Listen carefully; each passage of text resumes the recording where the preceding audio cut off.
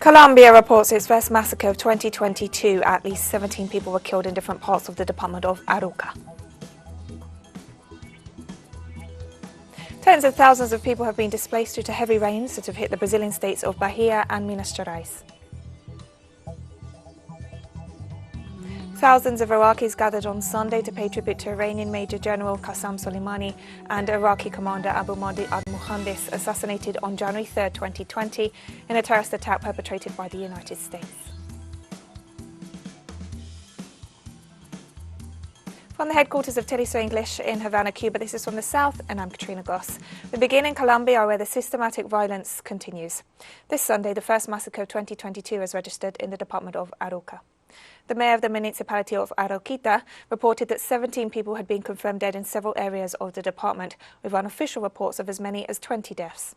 The official stated that the deaths occurred in the midst of clashes between dissidents of the former Revolutionary Armed Forces of Colombia People's Army and the National Liberation Army. He also warned that hundreds of people are likely to be displaced by the violence.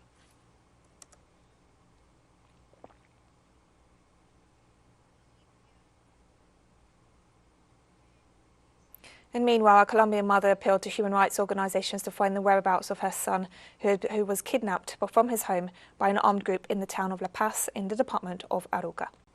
Help me with the whereabouts of my son. An armed group came to the house where he lives and took him away. So please help me find him. My son's name is Anderson Camacho Salcedo. He lives in the center of La Paz. An armed group arrived shooting, terrorizing the civilian population without knowing why, and they took my son away. 62% of Chileans have a positive opinion of President-elect Gabriel Boric, according to a recent poll. Among sectors who identify as being of the left, the figure rises to 92%. Meanwhile, among those identifying as of the centre ground, the rate is 66% support and 54% among independents. However, only 31% of those on the right said they had a positive or very positive image of the next president, which is to be expected. The figures represent the highest approval rating Boric has ever received.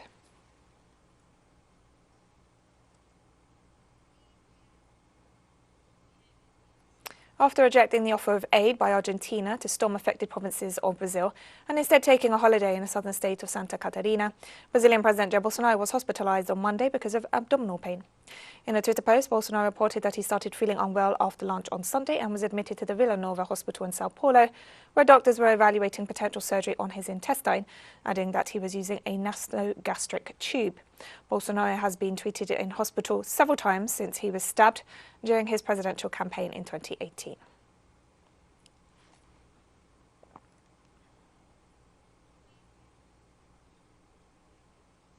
The government of Argentina upholds its legitimate claim to the Malvinas Islands on the 189th anniversary of their illegal occupation by the United Kingdom. The Malvinas, South Georgia and South Sandwich Islands and the surrounding maritime areas were illegally occupied by British forces on January 3, 1833. The Argentine government and people continue to claim their legitimate and sovereign rights over the islands, a claim supported by the United Nations and much of the international community. President Alberto Fernandez has reiterated the need for dialogue to reach a peaceful solution to the sovereignty dispute, according to a 1965 UN resolution.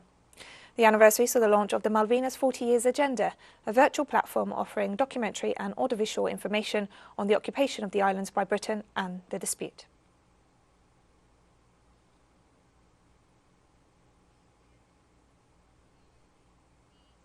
Argentine Nobel Peace Prize winner Adolfo Pérez Esquivel, who suffered a decompensation on Sunday and was hospitalized, is in a stable condition, according to medical reports.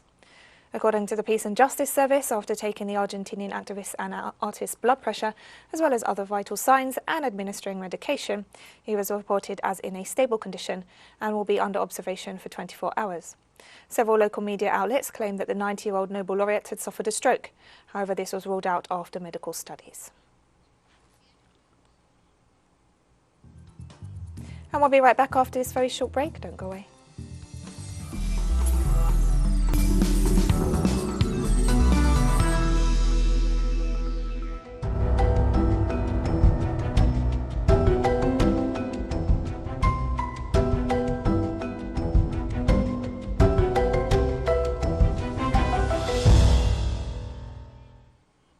Welcome back to From the South. Heavy rains that have hit Brazil have already caused 25 deaths in the state of Bahia and another 6 in Minas Gerais. The intense rain started in early October in the north and central east of the country, but appear to be dying down. The most critical situation has been reported in Bahia, where 33,000 people are homeless, another 58,000 were displaced and 500 injured. 165 municipalities of the northern state have been affected, with 153 declared in an emergency situation. As for Minas Gerais, according to the civil defence, the rains have caused 6 deaths, left 3,000 people homeless and displaced another 13,000.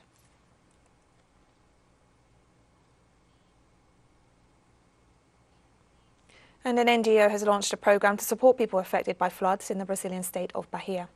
Rains have directly affected more than 600,000 people and more than 27,000 have lost their homes. In total, 141 municipalities, mostly impoverished communities, have been affected by the disaster, leaving many families with children exposed to hunger, disease and violence. With this initiative, the NGO SOS Children's Villages will offer safe spaces within shelters so that parents have a place to leave their children when they need to go out in search of support to rebuild their homes. Recreational and educational activities will be offered to help reduce the emotional harm that this type of disaster can cause in children, in addition to providing them with food and basic goods.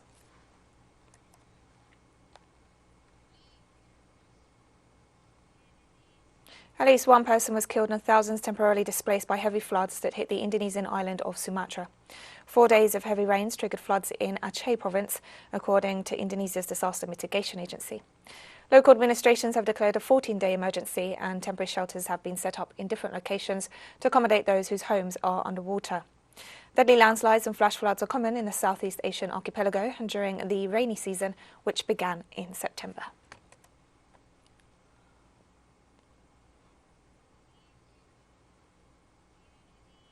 Thousands of people in Malaysia were forced to flee their homes due to increasingly severe flooding caused by torrential rains in 7 states. About 50 people have lost their lives so far in the floods, according to police sources. Over 125,000 people have already been displaced since mid-December. Malaysia suffers from flooding every year, which regularly generates mass evacuations. But the authorities were caught off guard by non-stop rains that began on December 17th, causing major flooding that inundated cities. Selangor, the country's richest and most densely populated state, which surrounds the capital Kuala Lumpur, is one of the worst affected regions. Some 117,000 people evacuated since mid-December have been able to return to their homes, but about 10,000 remain in shelters, according to official data.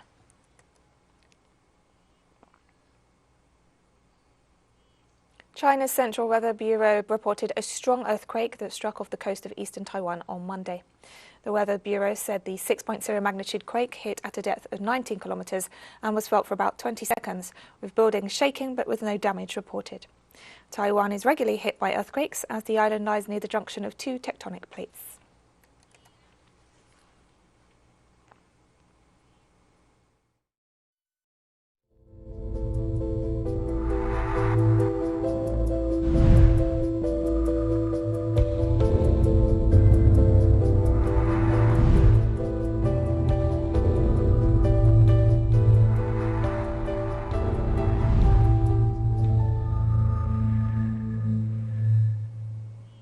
Venezuela launched its booster vaccination campaign against COVID-19 this Monday.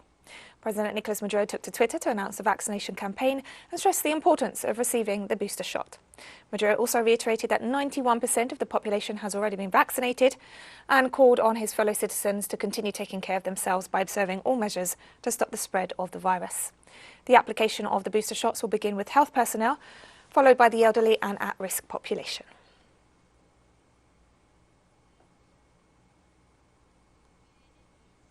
In Bulgaria, health authorities reported a detection of 12 positive cases of the Omicron variant of COVID-19. According to a statement, 7 of the infected people were not vaccinated and 1 had travelled abroad.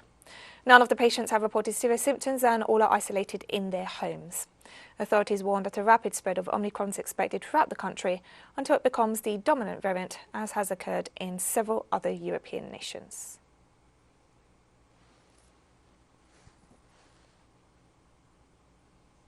Chile is to begin administering a second booster dose of vaccines against COVID-19.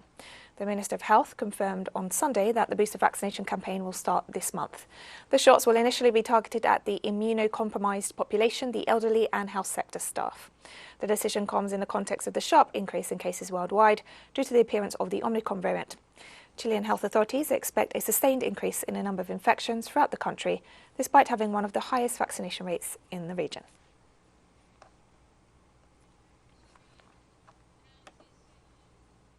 We're going to start in January with the fourth dose, but always thinking about the people who have immunodeficiencies, who are older adults, probably people who work in the public health system or in the private health system, people who work in health.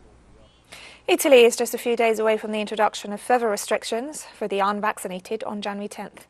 Authorities have warned that the daily cases of COVID-19 are close to 100,000, sparking new restrictions to curb the spread of the virus. The decree approved by Prime Minister Mario Draghi establishes that capacity will be limited to 50% in outdoor public areas and 35% in indoor areas. As of January 10th, the government will extend the requirement to present a vaccination certificate for access to transportation, hotels and restaurants. Green Pass for Green Pass. Done well, I do not understand how so many people have not yet been vaccinated in this country. And seeing the situation as it is now, and also the cases now in January after New Year's Eve, we also need to do something more. Perhaps everything has been set up wrong. I don't think we can do without restrictions anymore. At this point, I am not saying that vaccination should be compulsory, but at least for work it is important that everyone should be vaccinated, not so much for the sake of greater safety, but precisely for the sake of protection. Green Pass for Green Pass. Done well, I do not understand how so many people have not yet been vaccinated in this country. And seeing the situation as it is now, and also the cases now in January after New Year's Eve, we also need to do something more. Perhaps everything has been set up wrong. I don't think... And we have more stories coming up after this final short break, so stay with us.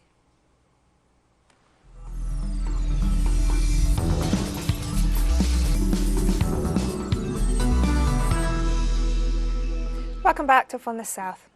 Thousands of Iraqis gathered on Sunday to pay tribute to two commanders assassinated on January 3, 2020 in a terrorist attack perpetrated by the United States. Iraqis gathered at Baghdad airport near the military installations of the United States occupation troops known as Victoria Base, where Major General Qasem Soleimani, commander of the Quds Force of Iran's Islamic Revolutionary Guard Corps, and Abu Mahdi al-Muhandis, the deputy chief of the Iraqi Popular Mobilization Forces, were killed in a US air raid. Those gathered lit candles and paid tribute to the heroes who led the fight against terrorism, while condemning the ongoing US presence in Iraq.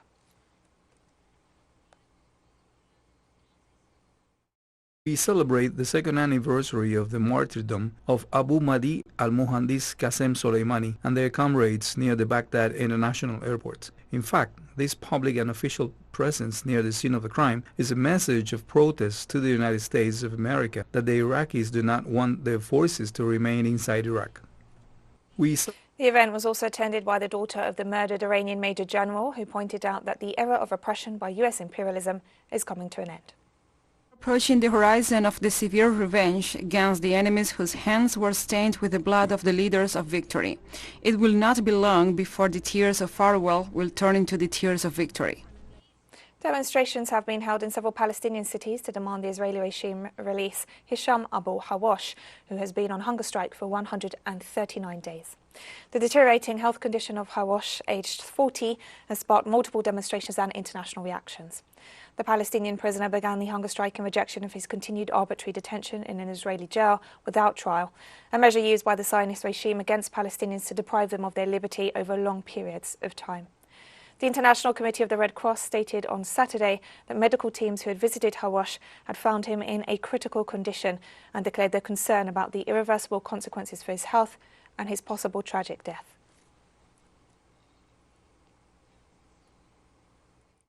Palestinian political prisoners are subject to horrible oppression by Israel.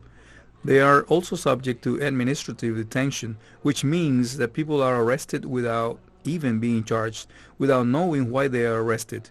Abu Hawash is one of them. He has been on hunger strike for 130 days and more, and his life is now threatened. He is on the verge of death. This could create a big explosion in the Palestinian territory. Over 4,000 people died trying to reach Spain in 2021, according to an NGO which tracks data from boats in distress, representing the highest yearly number since the group started keeping records in 2015. In its latest report, the Caminando Fronteras migrants' rights group noted that the number of deaths represents an increase of over 100% compared to 2020, despite the fact that the official number of asylum seekers arriving in Spain by sea has remained practically the same.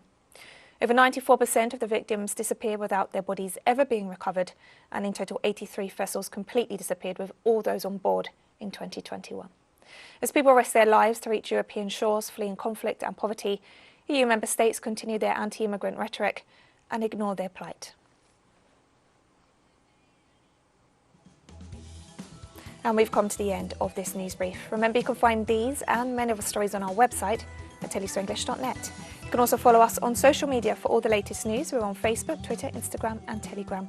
For teleSUR English, I'm Katrina Goss, and thank you for watching.